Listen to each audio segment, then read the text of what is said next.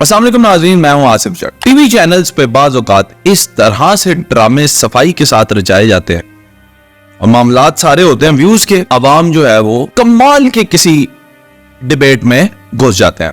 لفظ طاغوت ساحل ادیم 95% پاکستان کی خواتین کو جائز قرار دیا گیا ہے۔ ایک عورت بحث کرتی ہے، اوئے ہوئے مسئلے رولے، اور یہاں پہ لوگ ساحل ادیم کو کچھ گالیاں دے رہے ہیں، کچھ اس عورت کو غلط کہہ رہے ہیں، کچھ خلیل الرحمان قمر کو رگڑا دے رہے ہیں۔ تھوڑا سا ہم نے اس کو سرچ کیا مسئلہ کیا ہے، تو اب دیکھیں یہاں پہ ساحل ادیم صاحب بیٹھے ہیں اور وہ کتنا کام ہو کے اس عورت کو جواب دیں۔ یہ مجھے کھٹکی، کیونکہ ساحل ادیم جو ہے وہ تو مفتی صاحب کو مولانا صاحب بھی ان کے سامنے ایسی ویسی بات کریں تو وہ کہتے ہیں باہر آگے مل لو مجھے، میں نہیں ڈرتا۔ یہاں پہ اتنے کام کیوں ہے؟ تو پتا چلا وہ جو لڑکی بیٹھی ہے وہ تو اپنی ہی ٹیم کی بندی ہے، یعنی سما کی بندی ہے۔ یہ اسکرین شاٹ دیکھیں، اس کا ٹک ٹاک اکاؤنٹ میں ساتھ دے رہا ہوں، جا کے دیکھ لیں، اس سے لکھا ہوا میں سما پہ کام کرتی ہوں۔ نہیں وہ جرنلسٹ ہے، اس سے دیکھیں لکھا ہوا ہے، اور آپ لوگ جو ہیں وہ اتنا لڑ رہے ہیں جیسے یہ جان بوجھ کے کیا گیا۔ پاکستانی خواتین 95% جو خواتین ہیں ان کو جاہل جان بوجھ کر کہا گیا۔ اب آپ اس بات سے بھی اختلاف کر سکتے ہیں، پر اگر سوچیں پاکستانی خواتین اگر 95% جاہل ہیں تو 5% کون سی خواتین ہیں جن کو انہوں نے جاہل نہیں کہا؟ اور ظاہر ہے اپنے گھر کی خواتین کو 95% میں تو نہیں گن رہے ہوں گے۔ اچھا دوسری بات، مرد کتنے فیصد ایجوکیٹڈ ہیں جی پاکستان کے اندر، اور کتنے فیصد جاہل ہیں؟ کیا طاغوت کا مطلب مردوں کو پتہ ہے؟ یہ بھی تو سوچنے کی بات ہے۔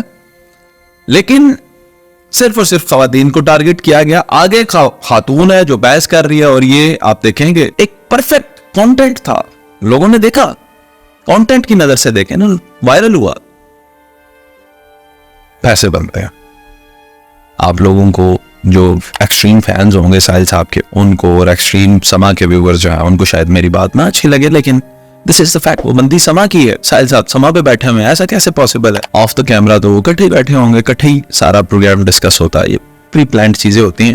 خیر، طاغوت کو لے کر جی یہ اسلام کا سب سے بڑا سن ہے، اسلام میں سب سے بڑا گناہ ہے، اور جس کو اس کا مطلب نہیں پتا وہ جاہل ہے۔